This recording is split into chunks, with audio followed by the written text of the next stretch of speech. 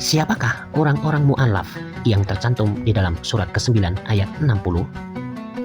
Orang-orang mu'allaf yaitu orang-orang yang dibantu hatinya untuk memahami ajaran Islam atau untuk meningkatkan kemajuan peradaban masyarakat.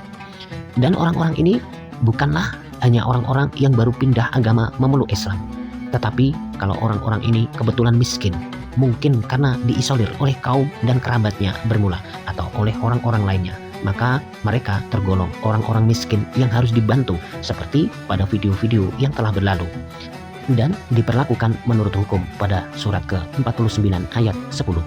Tetapi bila mana mereka kebetulan orang-orang kaya, tidaklah mereka harus dibantu.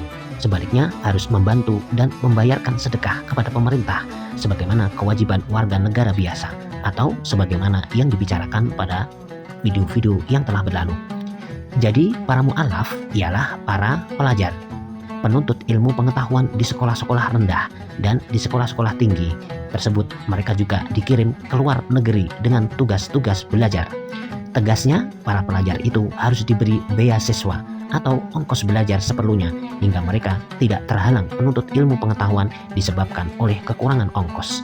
Mereka harus dibantu sebagai tunas-tunas yang diharapkan untuk generasi mendatang. Ingatlah bahwa beasiswa ini barulah diberikan kepada para pelajar sesudah fakir, miskin, dan gaji para pegawai negeri diselesaikan pemerintah. Memang sangat janggal bila mana kejadian beberapa pelajar diberi beasiswa sementara fakir miskin masih bergelandangan dan para pegawai negeri sering mengeluh karena kurang gaji. Selanjutnya akan lebih janggal lagi bila mana pemerintah mengeluarkan peraturan bahwa para pelajar harus membayar sejumlah uang untuk masuk ujian agar dapat ditetapkan jadi calon pelajar atau untuk jadi pelajar langsung.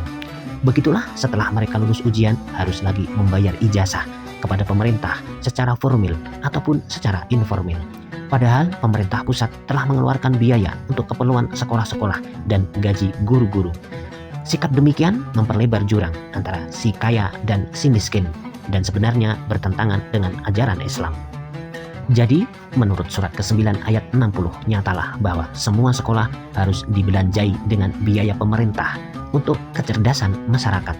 Maka sekolah-sekolah swasta pun harus dibiayai pemerintah karena semuanya adalah untuk kecerdasan rakyat umum. Sebaliknya, tidaklah pantas pemerintah daerah mengambil pembayaran dari para pelajar. Sementara itu, termasuk golongan mu'allaf juga ialah penyediaan barang-barang bacaan, tontonan, radio, TV, dan sebagainya harus dibiayai oleh pemerintah yang sebenarnya bertugas membimbing, mengatur, mengawasi perkembangan peradaban rakyat umum. Semuanya tentulah untuk terlaksananya hukum Al-Quran bagi kesempurnaan hidup dan juga termasuk golongan mu'allaf yang harus dibantu pemerintah ialah perongkosan yang dibutuhkan masjid-masjid, musola-musola, juru penerangan, dan juru dakwah. Dengan dasar ini, nyatalah keliru pendapat setengah anggota masyarakat untuk melakukan pembatasan kehamilan atau birth control dengan alasan dan saran-saran agar sempat menyekolahkan anak-anak di masa depan.